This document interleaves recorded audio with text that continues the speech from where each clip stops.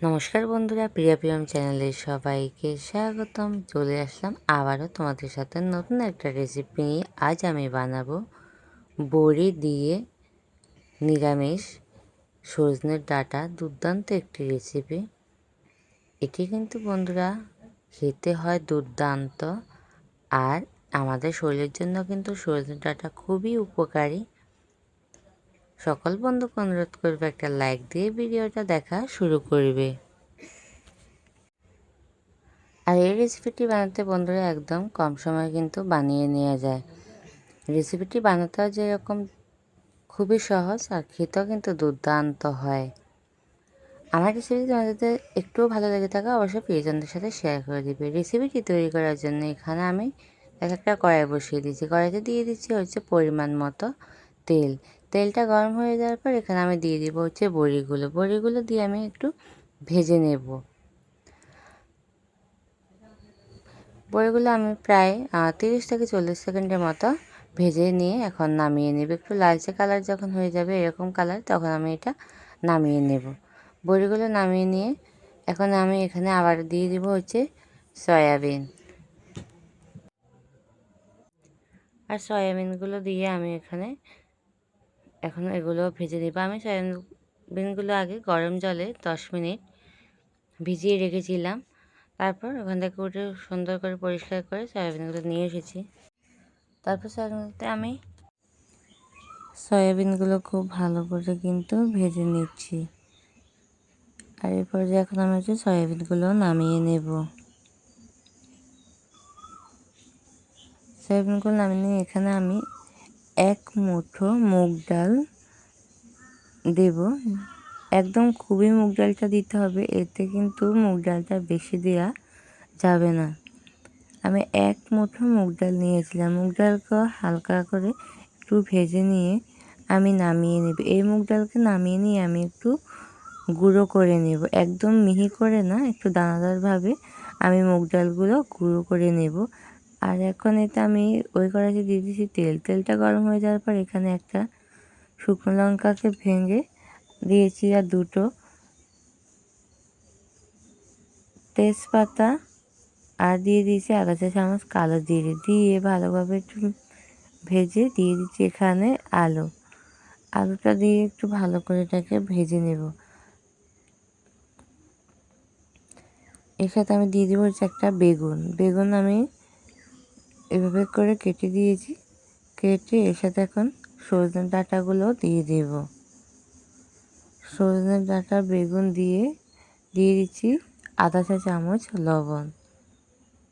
লবণটা দিয়ে খুব ভালোভাবে মিশিয়ে এটাকে ভেজে নেব।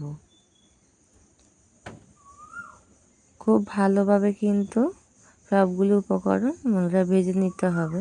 এটা চাইলে আলাদা করেও কিন্তু ভেজে নেওয়া যায়, কিন্তু আলাদাভাবে না ভেজে এরকম করে দিলে কিন্তু সবগুলো উপকরণ খুবই ভালোভাবে কিন্তু সিদ্ধ হয়ে যায়। আর এতে আমি দিয়ে দিচ্ছি আধা চা চামচ হলুদ গুঁড়ো, দিয়ে দিচ্ছি আধা চা চামচ লঙ্কা গুঁড়ো, দিয়ে দিচ্ছি আধা চা চামচ জিরে গুঁড়ো। দিয়ে খুব ভালোভাবে এটাকে কিন্তু আবারও মিশিয়ে নিচ্ছি। খুব ভালো করে এখন এটা ভেজে নেব। আর সাথে দিয়ে দিচ্ছি মুগ ডাল যেটা রেখেছিলাম, ওই মুগ ডালটা গুঁড়ার একটা মশলা তৈরি করেছিলাম। একটু স্কিপ হয়ে গেছে বন্ধুরা।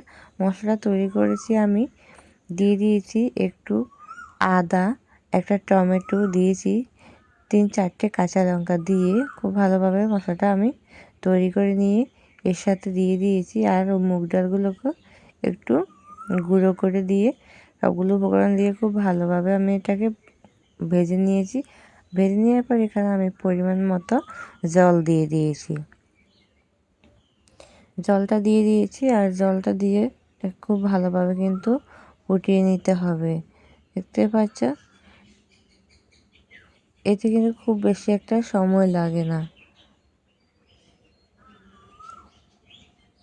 আর এখন খুবই সুন্দরভাবে কিন্তু এগুলো হয়ে গেছে। আলুগুলো দেখতে পাচ্ছ খুবই সুন্দরভাবে কিন্তু সেদ্ধ হয়ে গেছে। আর এখন এই পর্যায়ে আমি ভেজে রাখা সয়াবিন আর বড়িগুলো দিয়ে দিয়েছি। দিয়ে এটাকে ভালোভাবে আমি কিন্তু একটু নাড়াচাড়া করে নিব। সাথে দিয়ে দিয়েছি 2টো গোটা কাঁচা লঙ্কা। কাঁচা লঙ্কাগুলো দিয়েও কিন্তু আমি খুব ভালোভাবে এটাকে একটু নাড়াচাড়া করে নিয়েছি। তারপর এটাকে আমি প্রায় 6 থেকে 7 মিনিটের মতো ফুটিয়ে নেব। খুব ভালোভাবে যেন সবগুলো উপকরণ সেদ্ধ হয়ে যায় তার জন্য। আর এরপর যে আমি আলুটাকে একটু ভেঙে দিচ্ছি। গ্যাসটা একদম লোতে রাখতে হবে।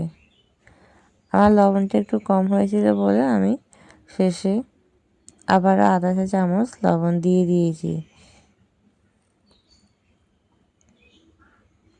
খুব ভালোভাবে এটাকে আবারও চামচের সাহায্যে আমি কিছুটা বড়ি আর আলুগুলো একটু ভেঙে দিচ্ছি। ভেঙে দিয়ে এটাকে আমি আবারও নাড়াচাড়া করে আবারও ফুটিয়ে নেব। ফুটিয়ে নেওয়ার পর এটা খুব সুন্দরভাবে কিন্তু রান্নাটা বন্ধুরা তৈরি হয়ে গেছে। দেখতেই পাচ্ছ কত সুন্দরভাবে রান্নাটা কিন্তু হয়ে গেছে। আর এটি খেতেও বন্ধুরা দুর্দান্ত হয়েছে। একবার হলো তোমরা কিন্তু এভাবে বাড়িতে বানিয়ে দেখবে, দারুণ হয় খেতে। সকল বন্ধুকে অসংখ্য ধন্যবাদ আমার সাথে পুরো ভিডিওটা দেখার জন্য। সবাই ভালো থাকবে, সুস্থ থাকবে। দেখা হবে আবারও নতুন একটা রেসিপিতে। সকল বন্ধুকে অনুরোধ করব প্লিজ একটা লাইক দিয়ে ভিডিওটা দেখবে। আর আমার চ্যানেলে যারা নতুন বন্ধু আছে অবশ্যই আমার চ্যানেলটি সাবস্ক্রাইব করে পাশে থাকবে।